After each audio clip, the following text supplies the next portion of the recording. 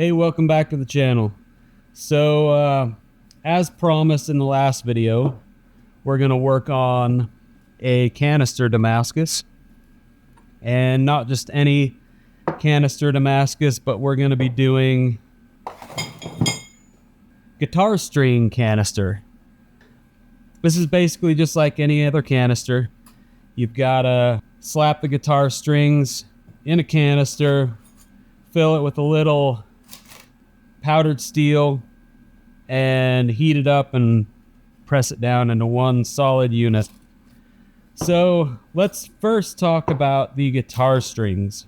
When I sourced this stuff, I was looking online. I was just going to get brand new guitar strings until I realized how much money it was going to cost, because you have to have quite a few of these guitar strings. So I kind of opted out of that, and then I thought, hey, I've got a guitar store in town.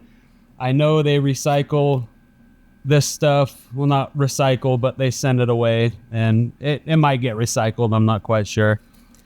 But anyway, they don't get any money for it. So I went over there and I asked them if they had any used guitar strings, and they gave me a gigantic bag of, most of them are the nickel wound. So you don't want to keep the strings that aren't wound. So if you don't know much about guitar strings, let me find one of these thick ones right here. So basically what you've got is you've got a solid core in these right here. And then the E, A, and D strings, I don't think the G string is wound. But E, A, and D for sure are wound. So they have, I believe the core is steel, probably a stainless steel, maybe. And then they have nickel that's wound around them, and it gives them a specific sound. So the G, B, and E strings are a solid, let me see, I'm pretty sure I got rid of all those when I was going through these. I still have a whole bunch left that I haven't gone through, because in the bag they had everything from guitar strings that were painted, I guess maybe powder coated a specific color. So you can see right here, this little guy, this is the core. Nope, that's actually the high strings. So I haven't separated all the high strings out of these. I guess it really doesn't matter too much. You can put these in here, they just won't have the same design that you'll get from the nickel wound stuff. But I'm gonna pull them out. I don't want them, so they'll just get tossed. Maybe, I don't know. Maybe it'll be a cool look to have them in there. And honestly, I can't remember if I actually took the high strings out or not. Anyway, so go to your local guitar shop. They might have some they'll just give you. If not, they'll sell them to you for really cheap, because they're just gonna get sent back and recycled anyway. And I think it might do them a favor by getting rid of them. I have no idea. Like, I'm not a guitar store guy. But anyway, so this is nice because we've got all different sizes. We even have some really thick bass strings, and it's nice to kind of mix it up a little bit. Gives you a little bit of flavor in there. So the other thing I'm going to do, so I've got this can right here, and I'm going to use this small can because I want to try something different. So I've got the nickel wound right there, and then right here I've got a whole bunch of copper wound. It basically gives your guitar a different sound. So that's basically all it is. It's the whole point of different windings, is just to get, brighter sounds and stuff like that. Anyway, copper, and then I believe it's bronze. It might be brass, but you can see the color difference between these. Definitely copper, definitely brass or bronze.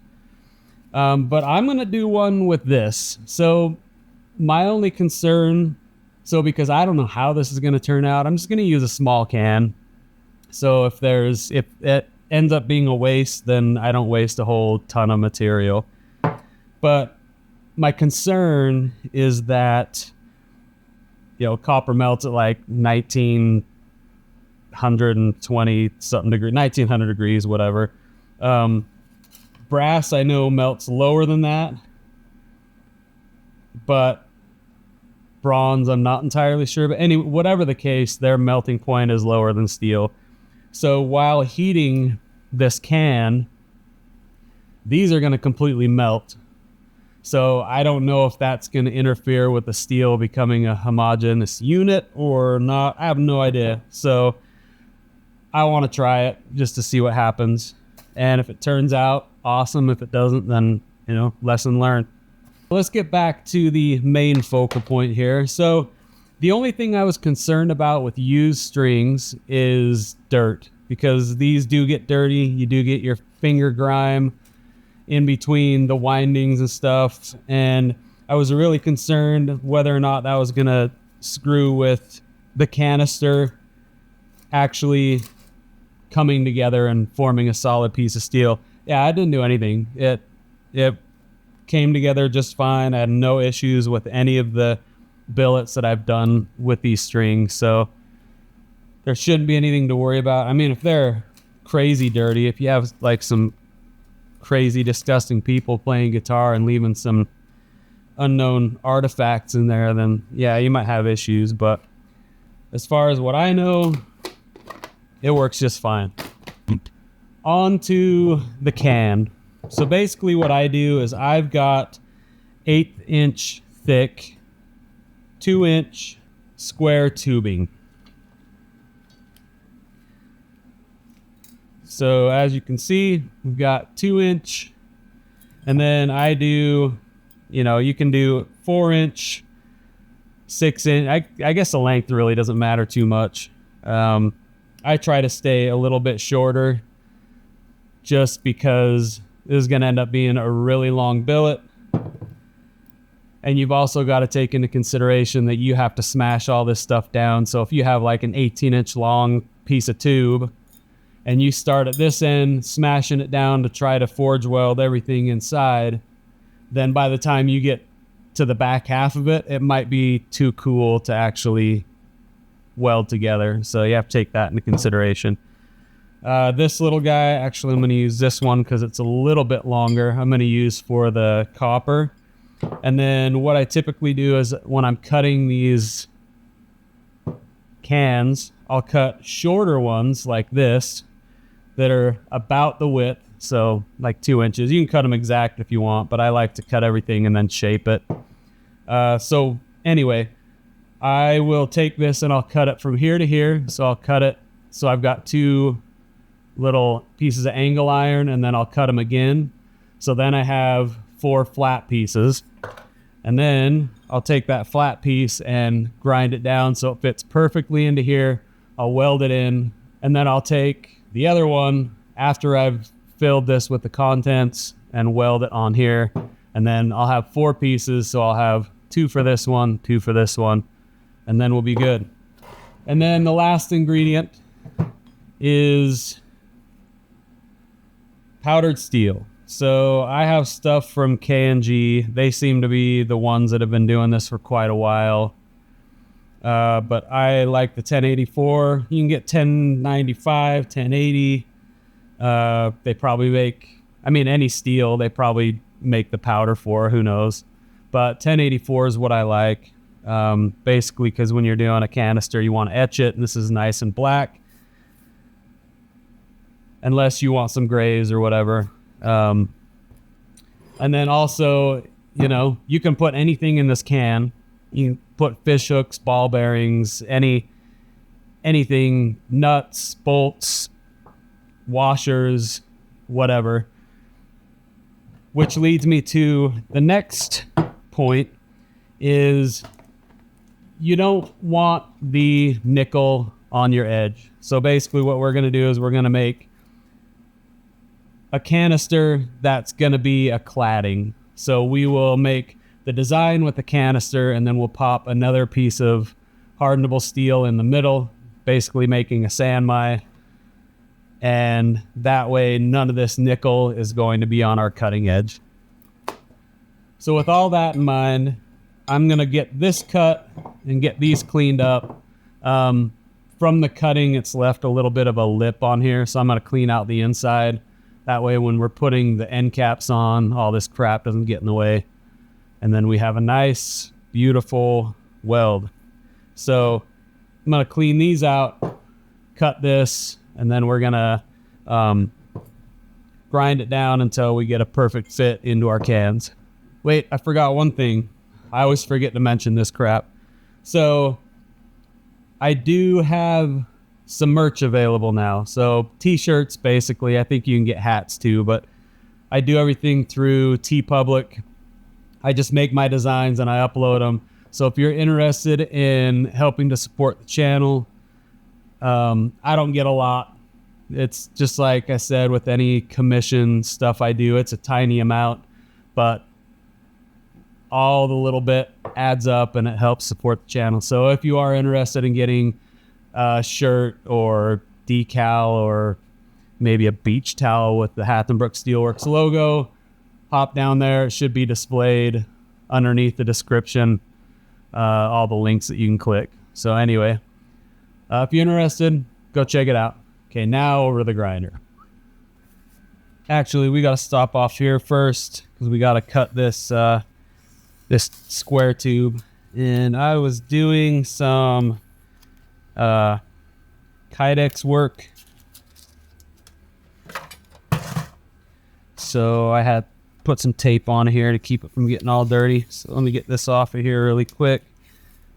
Not a big deal, but might as well just get it off now. So anyway, just gotta cut this.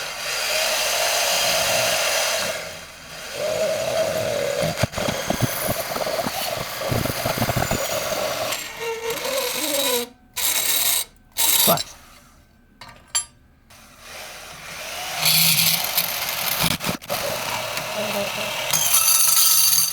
ooh, doggy. Okay, I got those two. I'm gonna do this one this way. Hey, while we're here, I want to show you guys something really quick. So I use this thing a lot. I cut a lot of stuff on this bandsaw, and this is my original Harbor Freight one that I bought like 5-6 years ago, and it's still going. I mean, you know, who knows how long before it's gonna go out, but anyway, I mean, I got it like for $90 or something. But I've been going to Home Depot, or had been going to Home Depot, and just buying the blades, the Milwaukee blades and whatever else brand they have there, and paying, you know, like $10 a pop for them. And then I realized that on Amazon, I know some of you don't like Amazon, so if you don't like Amazon, I wouldn't recommend doing this. Anyway, there's a company on there that sells these in bulk, and they end up being just a few bucks a piece. So I think I got 25 of them, and it was, no, I can't remember. I just remember they were a couple bucks a piece. So anyway, if you use these a lot, just go over there and order them in bulk. It's a lot cheaper, and the brand is iMachinist, like the letter I and then Machinist, and they're pretty good quality. It's the same ones I use for my horizontal bandsaw. So anyway, there you go. All right, now I just got to clean out the little burr. If you ever want to get this green Wilton vise because it's on a really good deal, there's a reason it's on a really good deal. It's a big piece of crap, so I'd steer clear of it. Anyway, I'm just gonna get this this little burr off of here. I could use my Dremel or my Fordham or whatever, but it's just quicker to pop this off of here really quick.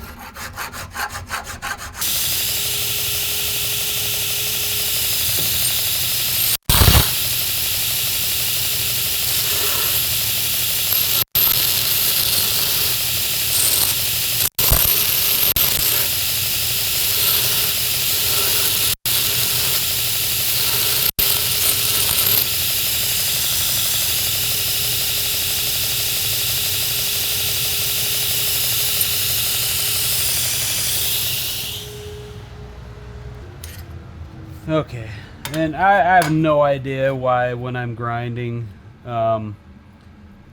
this microphone cuts out. It's a different microphone than what I've been using, so it's kind of annoying. I don't know if it bothers anybody else, but it annoys me when I'm editing. So if it bothers you too much, let me know. I'll go back to my other microphone when I'm doing the grinding work. But anyway, so as you can see, we fit this way and we fit this way, and I've got the corners rounded, so we should fit in here.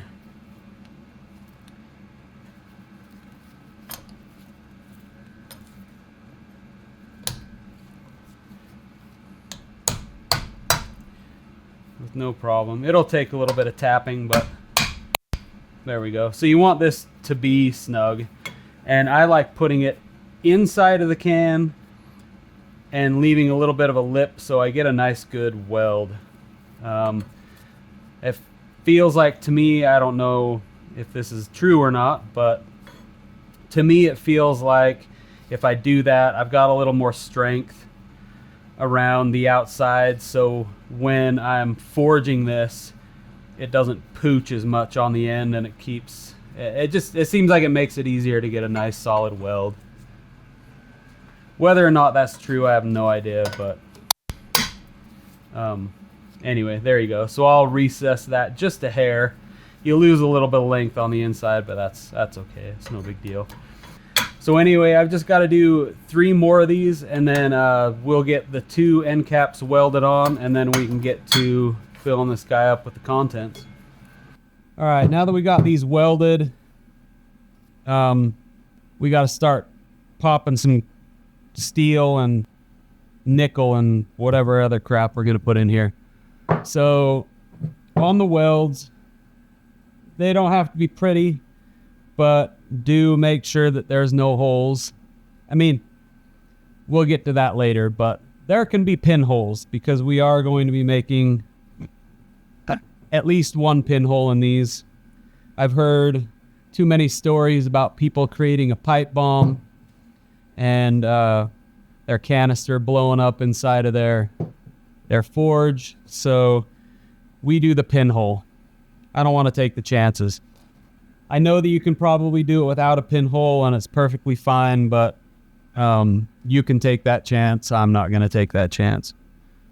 So we'll work on this one. This isn't going to be part of the video, mainly because I really don't know how it's going to work out. I will show you at the end, but we're going to do it basically the same way, and then we'll just see how the contents end up. Like I said, I have no idea if it's going to work at all, so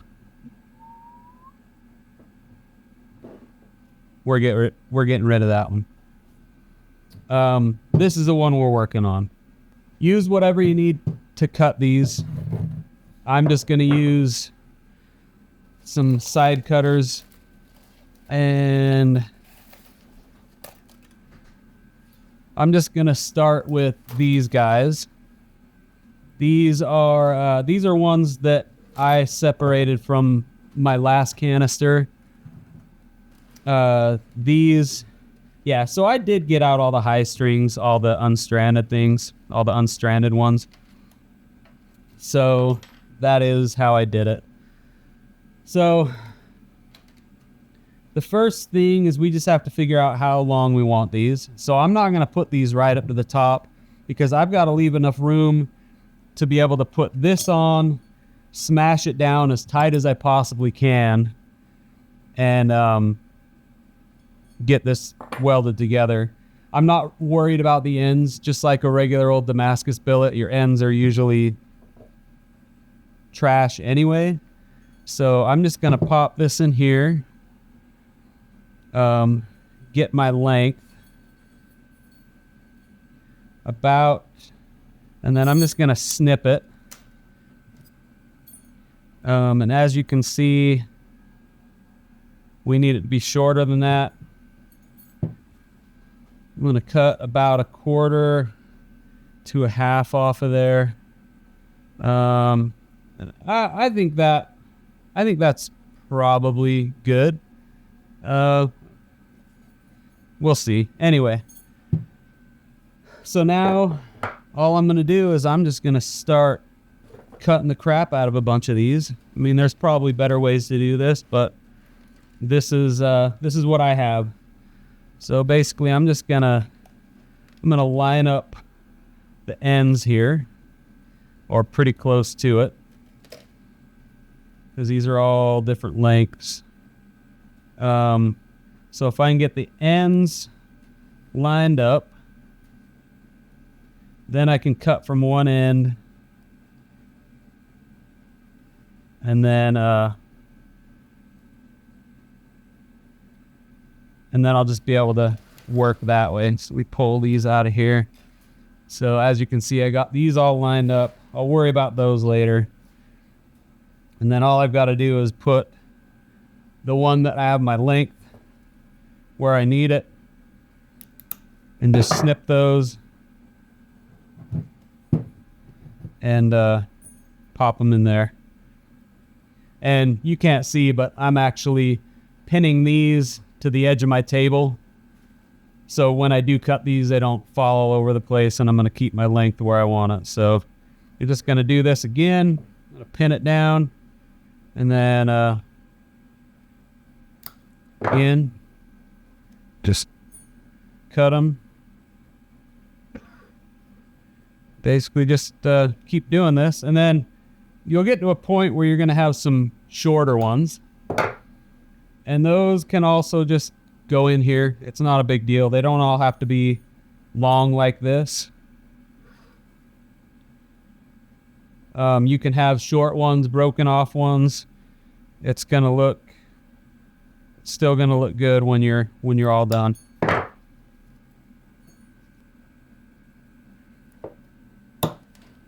Those off.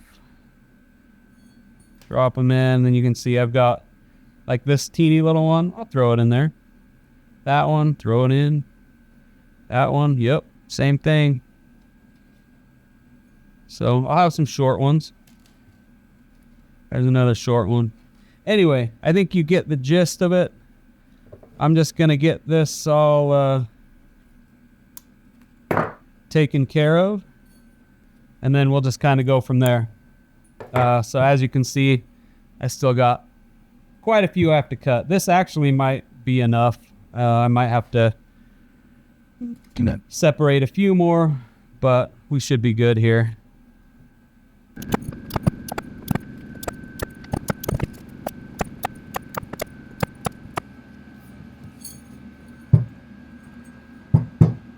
Okay, we still have a little bit of space left. I'm going to grab a few more and then just get this filled up just a little bit more. I mean, we got to leave some space for steel too, right?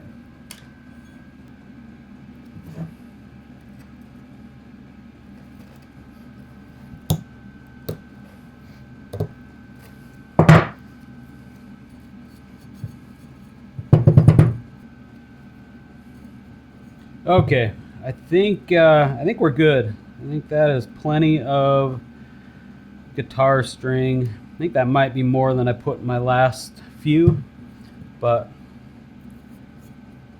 it's gonna work. So this guy's all wonky. Probably doesn't matter too much. Anyway, so steel is in. So now, or sorry, not the steel, the nickel is in.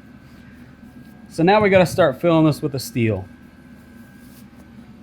So I'm gonna go ahead and put this underneath in case I spill, which I most likely will. There's many different ways to do this. You can put it in a funnel. But if you have something that you can basically turn into, you know, a V, whatever, then you're good to go. So anyway, I'm just pouring this in until I get close to the top, and we're gonna have to tamp this many times to get it to settle where it needs to. So as you can see, we're all the way to the top. So I actually have something that I want to try. I've done this a couple different ways. I've used a finish sander or an orbital sander to vibrate this and get the powdered steel to settle to the bottom to fill in all the gaps. And I've used a Sawzall, but I have something else that I'm gonna try. I got it super cheap. So I got this little massage gun. Man, I found these at like Lowe's, I think. Lowe's or Home Depot. It was probably Lowe's because they have their little bargain area. But I got this for like 10 bucks. We're gonna turn this into a canister vibrator or whatever you want to call it. There's probably better names. All right, so I had to charge this thing. Apparently it doesn't come charged in the box. But anyway, through a little movie magic, I'm able to make it appear as though it's the same day, but in fact it is not. Anyway, let's see if we can get this to work. Yeah, it definitely works. I don't think it works as good as the Sawzall. Yeah, you have to, I don't know, if you get it on there right, then it seems to vibrate really well. Anyway,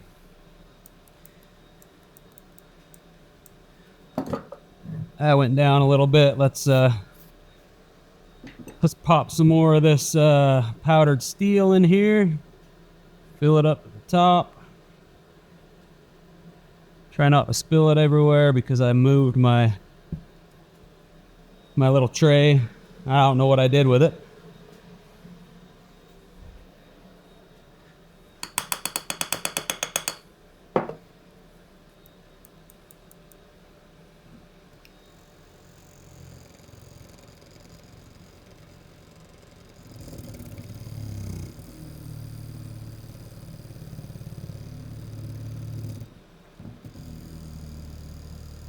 Yeah, that seems to work all right. This definitely wouldn't be worth going out and buying one just for this if you had to pay, you know, $100 or so for it. But it just shut off, so that's what you get when you buy a $10 piece of crap. Anyway, I'm sure the cold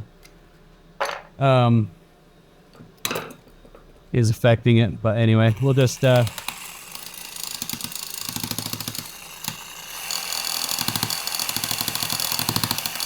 yeah, I don't have my little thing for my Sawzall anymore, so let's see if I can just do it like this, maybe.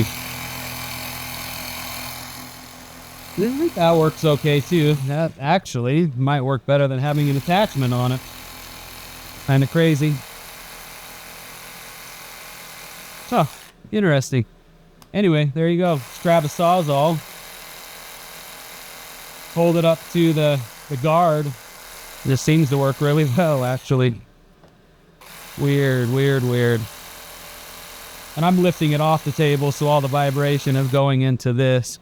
Anyway, let's put a little bit more in here.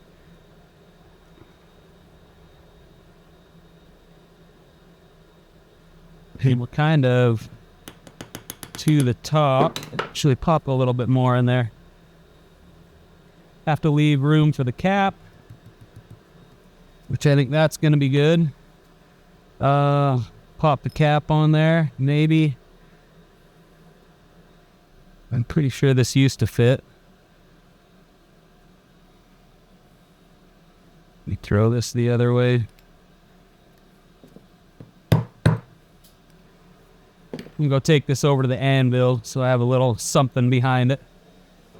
All right.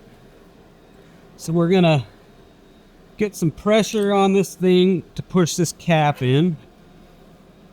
Because we want this as tight as possible in there. So with some pressure, I'm gonna grab this again and do a little vibrating. I don't know if this is gonna do anything now because it's stuck inside this vise. Probably not. So let me pull it out of the vise. Just to get things to settle just a little bit more in there. I really have no idea if they need to settle anymore, but lock that in and crank down on that. I think we're gonna be good. Okay, so now that I've got this all ready to weld, I'm gonna weld this up. I'm not gonna film it because I don't know how many of you know, but welding spatter is hot and it tends to ruin lenses and camera parts when it hits it. I know that from personal experience, so I'm not gonna ruin a $2,500 lens just so you can watch me do some really crappy welding. Okay, this thing's probably still a little warm, but as you can see, welded, a lot of spatter. Welded down here, welded a handle on. But what I want you to make note of is right in here, there's a little spot that I didn't weld. So basically that's acting as my pinhole. So any gases or whatever that might need to escape while this is heating up can come out through there. And then eventually that'll seal itself up and then we'll be good to go. So if you don't want to do the pinhole this way, you can just get a drill bit, drill it, and it's going to work just the same. So time for this guy to go in the forge, which is already heated up because that smaller billet that I told you I was making with the copper in it, that's in there. So we'll get this heated up.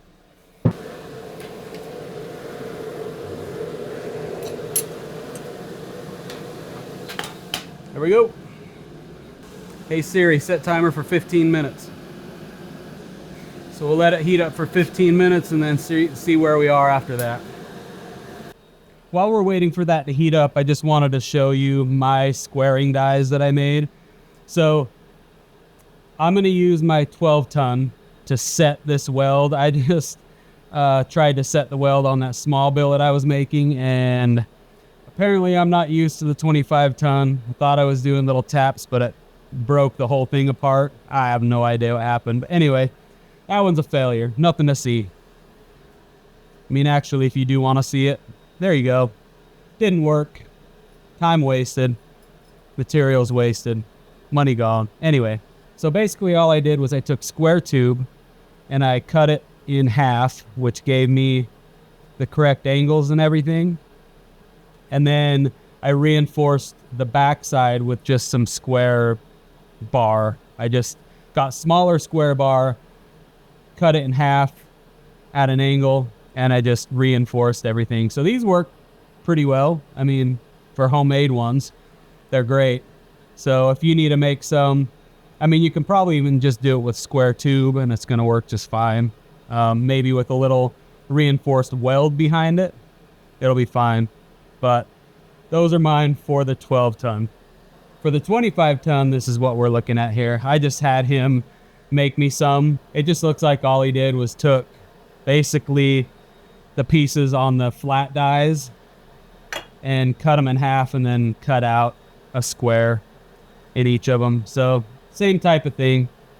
All right, so we've hit 15 minutes and it's looking pretty toasty in there. So let's get this thing welded up. See if I can not screw this one up.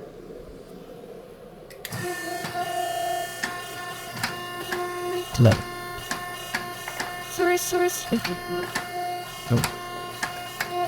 Shut.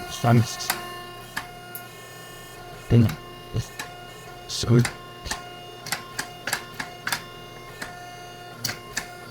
but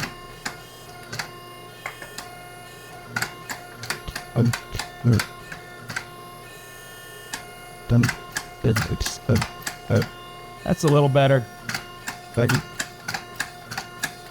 can already feel it hardening up, Okay. so that's good. This one may actually work. That's I don't know if the copper in the other one had anything to do with it, but it definitely came right apart. Okay, let's get this thing heated back up. Okay, we're gonna do this next heat on the 25 ton. So let's do this next heat.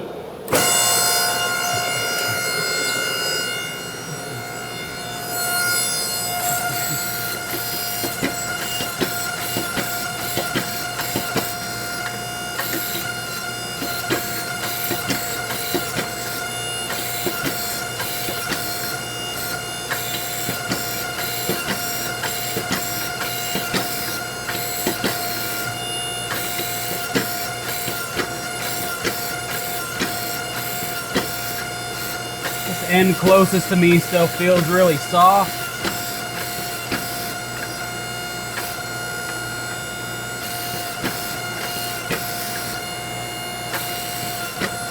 Could be because I'm not used to a 25 ton, I hope. This backside feels really solid.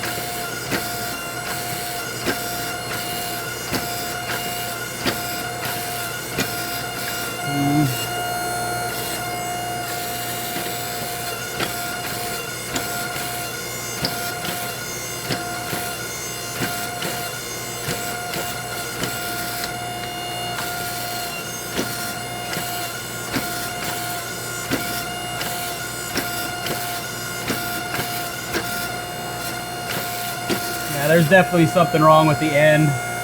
Closest to me, but as long as it's just the end, we're fine. Let's give this another heat. All right, let's go number 3. We're heated back up.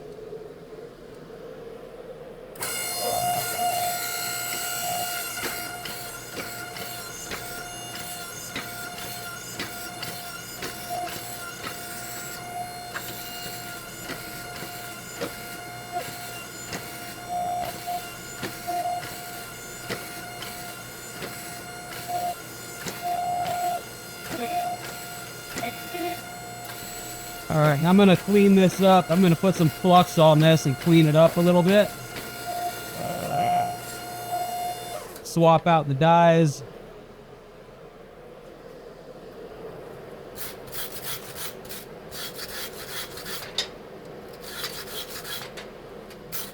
And then we'll start drawing this out. what makes me.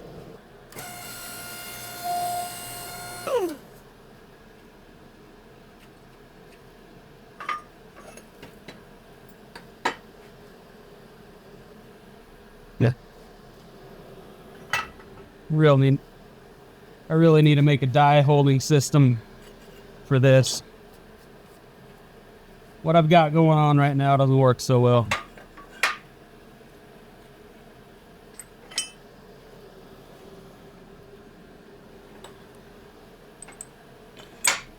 But I will tell you, I love the quick change system on this Clark iron.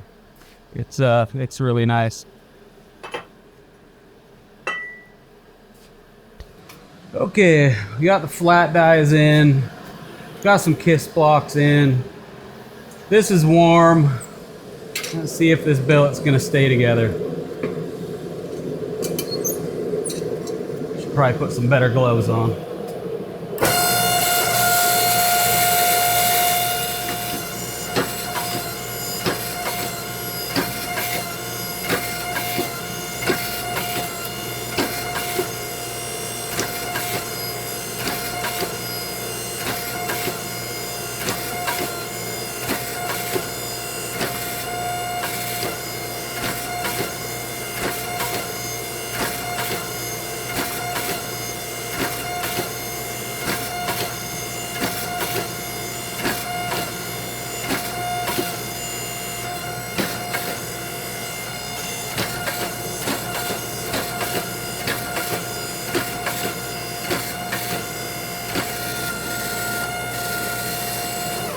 So I swapped out the dies again. I probably should have put these in the last time, but I kind of wasn't thinking. These do a little more damage because they're not fat like this, they're thinner, so they're more like drawing dies, but not. So let's run this through again.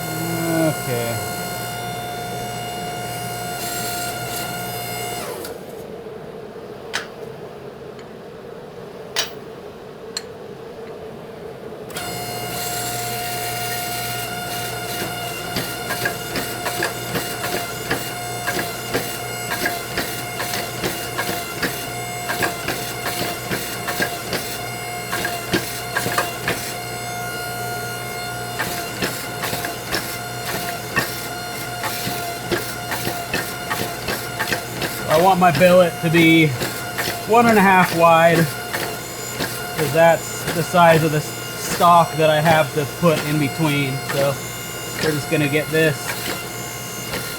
closed down to the thickness, and we'll pop this back. And we'll pop this back in. So I don't know if you can see up here that mess. So I don't know if you can see up here that mess. I think a lot of that's can that just didn't weld, which is good. So whatever the case, we'll get it figured out. If we need to dispose of it, no problem. Okay, we got a new thickness of kiss block. So I've decided what I'm going to use for the core of this. I'm going to use my shirigami, because the chunk of shirigami I got is really thick.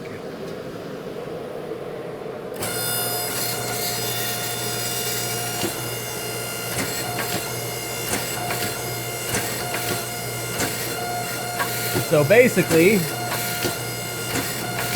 I can just use that thick piece of shirigami as the core, and then with these as the cladding, it will kind of even out, instead of having to take this clear down to like, 1/8 of an inch to fit the other core that I have.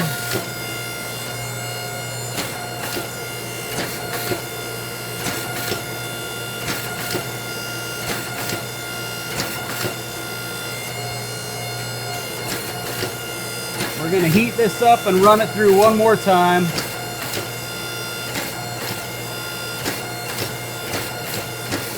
And then get it straightened up and let it cool. So that's heating up again. You don't have to watch me do the last pass. Basically all I'm doing is just getting it all an even uniform thickness. So this right here will be my core. So for those of you who don't know, shirigami white paper, it's expensive, and another good reason for using this is then I can give a little shout out to my friends over at New Jersey Steel Baron. So Jerry is the one who sent this to me. Apparently he likes my work and some of the videos that I've done, so he wanted to see what I could do with this. And then of course, everybody over there at New Jersey Steel Baron, they're fantastic people. I've met a few. You guys are awesome. and you're who I'm always going to buy my steel from. Just between the quality of the steel and the sheer personalities of the people they hire over there and their customer service, that's reason to keep going back.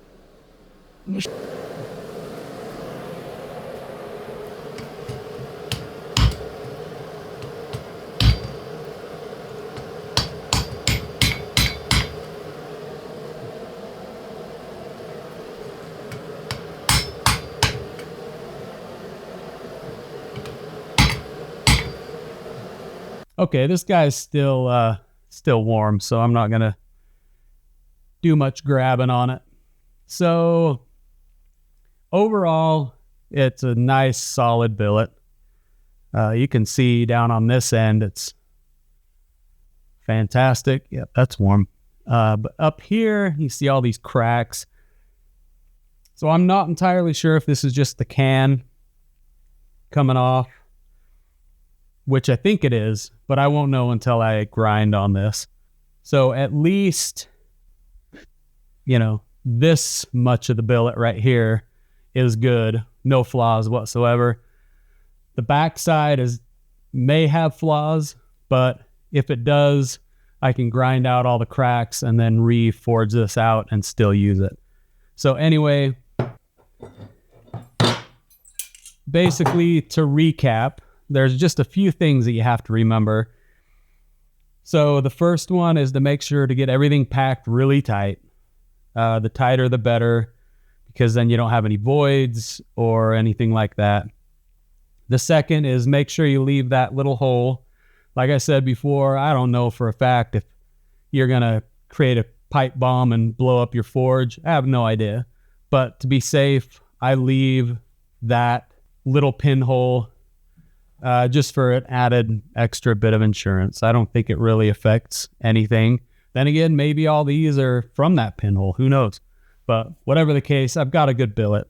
The third thing you have to remember is when you're forging it for the first and usually second welds, you just take little bites, flip it around, little bites.